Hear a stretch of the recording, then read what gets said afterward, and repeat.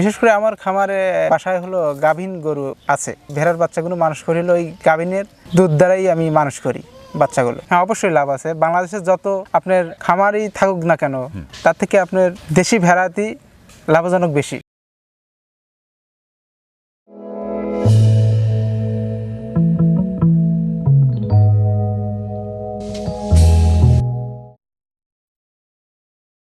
আসসালামু আলাইকুম প্রিয় দর্শক, আজ যাচ্ছি সিরাজগঞ্জ জেলার উল্লাপাড়া উপজেলার চলন বিলের মাঝে অবস্থিত ফাজিলনগর গ্রামের শাকিল ভাইয়ের দেশি ভেড়ার খামারটি দেখতে। দর্শক, যদিও চলছে বর্ষাকাল, চলুন আমাদের সাথে।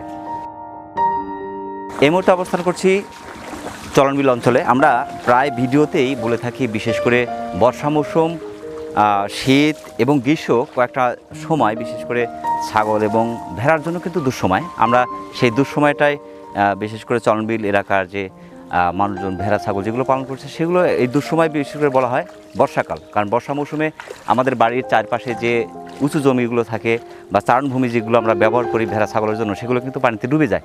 বিশেষ করে সেই সময় এই চলনবিল অঞ্চলের মানুষগুলো তাদের বাড়ির যে ভেড়া ছাগল যেগুলো আছে সেগুলো কীভাবে পালন করছে বিস্তারিত আজকের ভিডিওতে তুলে ধরার চেষ্টা করব। আশা করছি পুরো ভিডিও জুড়ে আমাদের সঙ্গে থাকবেন। তাহলে দর্শক, চলুন আমাদের সাথে।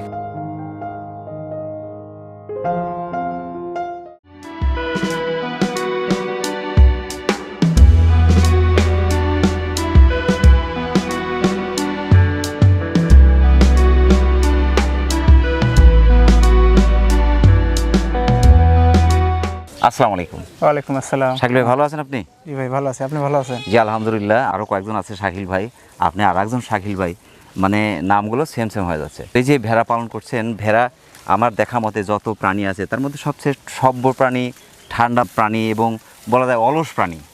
কোনো ব্যক্তি যদি অলস চুপচাপ বসে থাকে, এই যে সভ্য প্রাণী, ভদ্র প্রাণী আপনি পালন করছেন মূলত দীর্ঘদিন ধরে মনে করি। তো এই ভেড়া পালনের সাথে সম্পৃক্ত কত বছর, কীভাবে শুরুটা করা ছিল? 15 বছর হচ্ছে। 15 বছর অভিজ্ঞতা। প্রথমে যখন শুরু করছিলেন কয়টাতে কীভাবে শুরু করা ছিল? প্রথমে একটি মা সাথে দুটি বাচ্চা ছিল। আচ্ছা, এটাতে শুরু করা ছিল। শুরু করা। প্রথমে যখন নিয়ে আসলেন মা ভেড়াটা, সেটা বাচ্চা দুটো যে ছিল, সে বাচ্চা দুটো কতটুকু ছিল? বাচ্চা দুটো দুধ ছাড়া ছাড়া ভাব, মানে 4 মাস বয়স। 4 মাস আগে তো দুধ ছাড়বে না, তো 4 মাস বয়স ছিল কাছাকাছি। তো সেই সময় যে মা ভেড়াটা ছিল, প্রেগন্যান্সি ছিল? প্রেগন্যান্সি ছিল। বাচ্চা কয়টা পেয়েছিলেন? 3টা ছিল। তারপরে 3টা পেলেন বাচ্চা। প্রথমে 2টা বাচ্চা সহ কিনে নিয়ে আসলেন, পরে বাচ্চা পেলেন 3টা। মূলত বাচ্চা কয়টা করে হচ্ছে? 3টি হচ্ছে, আপনার 2টি হচ্ছে, আবার মাঝে একটাও হয়। সেকেন্ড টাইমে হয়? সেকেন্ড টাইমে অনেক সময় একটা হয়, দুটোই বেশি, 3টা কম। 3টা খুবই কম। আমরা এর আগে যখন আপনার সাথে আমরা দেখা করতে আসছি 8-10 দিন আগে, তখন কিন্তু আমরা বাচ্চা পেয়েছিলাম 3টা, কিন্তু আজকে আমরা হঠাৎ করে 2টা দেখার কারণ কি? কারণ হলো মার হলো গলায় দড়ি ছিল। আচ্ছা, ওই দড়ির মধ্যে মাথা গেছিল। আচ্ছা, অর্থাৎ গলায় প্যাঁচ লেগে সে মারা গেছে। বাচ্চা গোয়ালই ছিল? হ্যাঁ, গোয়াল ঘরে ছিল। গরুর সাথে কি ভেড়াগুলো রাখছেন নাকি আলাদা জায়গা আছে? শিডিউল আলাদা আছে। আচ্ছা আচ্ছা। বাচ্চা যখন হয় তখন আমরা একটু আলাদা জায়গায় থিয়ে দিই। মানে যখন বাচ্চা হচ্ছে তখন ওটা আলাদা, ওটা গরুর সাথে রাখছেন। এই ভেড়ার সাথে একটা সমস্যা হয়। ভেড়াটা কি মাচায় রাখছেন না মাটিতে রাখছে? আমরা মাটিতে রাখি। এই যে 15 বছর আগে শুরু করা, এখন পর্যন্ত কি মাটিতেই রাখছেন? হ্যাঁ, মাটিতেই আছে। মাটিতে রাখার কারণে কোনো সমস্যা কি হচ্ছে এদের? খুব একটা সমস্যা দেখা দেয় না। ওদের যে পায়খানা পেশাব যেটা আছে, এটা কি আপনার প্রতিদিনই পরিষ্কার করছেন নাকি একদিন? প্রতিদিনই পরিষ্কার করছেন। গায়ের নিচে তো কাদা হয় না? তো না, কাদা হয় না, শুষ্ক থাকছে। বালু দেই বিছাই তো, তার জন্য আপনার কোনো কাদা সৃষ্টি হয় না। আপনার মাটিতে থাকলে অনেক সময় ঠান্ডা সম্ভবত লাগে বেশি। ঠান্ডা কি লাগে এদের? ঠান্ডা আমার দেখা যাচ্ছে না। ভেড়া ছাগল আমরা যেটাই পালন করি সেটা আমরা উঁচুতে বা মাচাতে রাখছি। মাচাতে রাখার কারণে কিন্তু রোগ ব্যাধিটা কম হচ্ছে। আপনি কিন্তু মাটিতে রাখছেন সেই 15 বছর ধরে। কতগুলো আছে সব মিলে আপনার কাছে? 30টার মতন ভেড়া আছে। 30টার মতো আছে। আমি কিন্তু এর আগে যখন এই রাস্তা দিয়ে যাচ্ছিলাম তখন কিন্তু অনেকগুলো দেখেছিলাম। কতগুলো ছিল তখন? 50-55 এরকম ছিল। কিছু বিক্রি করলেন? বিক্রি করছি। এটা কি বছরে একবারই বিক্রি করেন না যখন বিক্রির উপযোগী? যখন ইচ্ছা হয় তখনই বিক্রি করছেন। এখন তো বর্ষাকাল চলছে। আমরা যে জায়গায় দাঁড়িয়ে আছি দর্শক, আপনারা দেখতে পাচ্ছেন এই চারপাশে কিন্তু পানি হয়ে গেছে এরকম। যদিও এই জমিগুলো অনেক উঁচু, উঁচু না, এই জমিগুলো তো অনেক উঁচু। আমরা যখন আসছিলাম তখন কিন্তু এই জমিগুলো শুষ্ক দেখছিলাম, চারা রোপণ করছে সেই সময়। এখন কিন্তু পানি হয়ে গেছে। এই যে বর্ষা মৌসুমে পালন করছেন, বিশেষ করে বর্ষা মৌসুমে আরেকটি দুর্যোগময় সময়, এই সময় ভেড়াগুলোকে কি ধরনের খাবারগুলো খাওয়াচ্ছেন? বাজার থেকে ভুসি নিয়ে আসি, ওগুলোর সঙ্গে পানির সাথে মিক্স করে খাওয়াই। আচ্ছা, মাঠের মধ্যে যা নৌকা ভাসে তখন ওই ঘাস কেটে নিয়ে আসা হয়। পানির মধ্যে যে কিছু ঘাস দেখি যেগুলো উপরে দেখা যায়, ওই ঘাসগুলো কেটে নিয়ে এসে খাওয়াচ্ছেন? হ্যাঁ, ওইগুলো খাওয়াই। এই ভুসিটা কয়বেলা কিভাবে দিচ্ছেন? দুপুরবেলা যায় আপনার যা খাদ্য খাওয়া করে। মানে দুপুরে দিচ্ছেন শুধু? দুপুরে। রাত্রে কি আবার দিচ্ছেন? না, রাত্রে দেন। রাত্রে দিচ্ছেন না। সকালে তো আমি জানি যে মাঠে নিয়ে আসছেন, বিশেষ করে আপনার ভেড়াগুলো চারণভূমির উপর নির্ভর, ম্যাক্সিমাম টাইম আপনার চারণভূমিতে রাখছেন।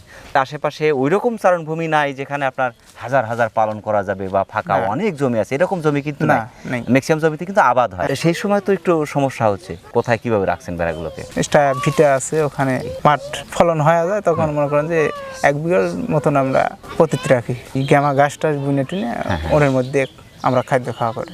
আচ্ছা, ঠিক আছে। ঘাসটা হচ্ছে ওই ঘাসটা খাওয়াচ্ছে? হ্যাঁ। ওই সময় বর্ষা মৌসুমে যে এই সময় যে চলছে, এই সময় মোটামুটি যে জায়গাগুলো উঁচু আছে, জাগো আছে, সেই জায়গাগুলো খাচ্ছেন। আমরা যে জায়গায় দাঁড়িয়ে আছি এটা কিন্তু একটা ভিটা। ভিটা, হ্যাঁ। তো এখানে কিছু গাছ লাগানো আছে, এই জায়গা তো আর কোনো আবাদ হয় না, এই জায়গা এরকমই থাকে। তো সারা বছর তো এটা ব্যবহার করা যাচ্ছে তো মোটামুটি। এরকম জায়গা কি আর দু একটা আছে? আশেপাশে আছে এরকম জায়গা, এবং রাস্তার ধার দিয়েও তো জায়গা ফাঁকা থাকছে, ওই জায়গাগুলো তো ভেড়াগুলো রাখা যাচ্ছে। আর সকাল কটার দিকে নিয়ে আসেন আর বিকেলে আবার কয়টার দিকে নিয়ে আসেন? সকাল 9টার দিকে নিয়ে আসি। আর কয়টা পর্যন্ত রাখছেন? রাখি হলো 6টা পরিমাণ। সকালে যখন নিয়ে আসলেন তখন কয়টা পর্যন্ত রাখছেন? বেলা 12টা পর্যন্ত। 12টা পর্যন্ত সূর্যের তাপটা বেশি হয়, প্রখর হয়, তখন নিয়ে যাই বাসায়। নিয়ে যাচ্ছেন। আবার বিকেল কটার দিকে নিয়ে আসছেন? বিকেল ওই 3:30টার দিকে নিয়ে আসি আবার। তখন আর দানাদার খাবার দিচ্ছেন না? না, এভাবেই চলছে। হ্যাঁ, এইভাবে। আজ 15 বছর চলছে। কতগুলো বিক্রি করলেন এবার? বিক্রি করছি হলো 22টা। 22টা। শাকিল ভাই, এখন মোটামুটি প্রেগনেন্ট কতগুলো আছে? প্রেগনেন্ট আছে হলো আপনার 9টা। 9টা আছে প্রেগনেন্ট। 9টা। শীতের মধ্যে তো বাচ্চা পাবেন? হ্যাঁ, শীতের মধ্যে। শীতকাল তো একটু দুঃসময়, তো সেই সময় কিন্তু শীতে অনেকেই কিন্তু বাচ্চা বাঁচাতে পারছে না, সেই ক্ষেত্রে কোনো সমস্যা হয় কিনা?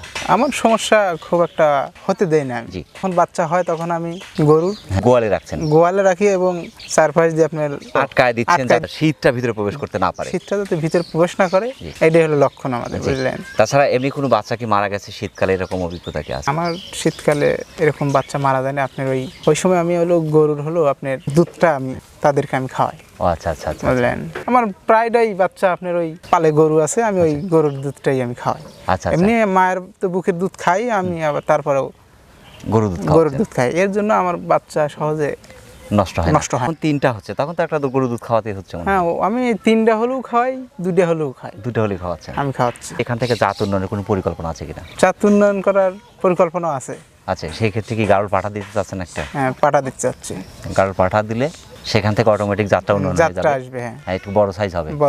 15 বছর হলো পালন করছেন, সেই ক্ষেত্রে কিন্তু আপনার যে অভিজ্ঞতা আছে, আমি মনে করি যে সর্বোচ্চ অভিজ্ঞতা, তো সেই ক্ষেত্রে এর মধ্যে কি ধরনের রোগগুলো দেখা যাচ্ছে?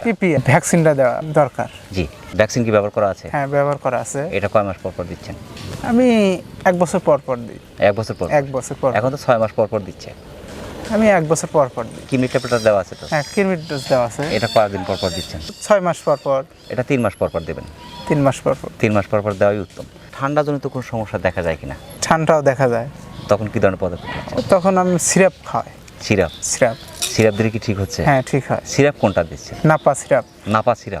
নাপা সিরাপে কাজ হচ্ছে? হ্যাঁ, ওইটাতে কাজ। পেট খারাপ জনিত কোনো সমস্যা দেখা যায় কিনা? হ্যাঁ, যখন নরম ঘাস টাস খায় তখন একটু সমস্যা দেখা যায়। ডুবা ঘাস যেটা আমরা বলি, যখন আপনার ডুবা ঘাসটা খাচ্ছে, এই ডুবা ঘাস খাওয়ার কারণে পেট খারাপ জনিত সমস্যা হচ্ছে, তখন কি ধরনের পদক্ষেপ নিচ্ছেন? মেট্রো জাতীয় ওষুধ পাওয়া যায়, ওই দিনই খাওয়া। এটা কি মানুষ খাবারটা? হ্যাঁ, মানুষ খাবারটা খালি কাজ হয়? আলহামদুলিল্লাহ, মানে মানুষও খাচ্ছে, ভেড়া খাচ্ছে, তার ভেড়ার কাজ হচ্ছে। এমনি কোনো সমস্যা দেখা যাচ্ছে না?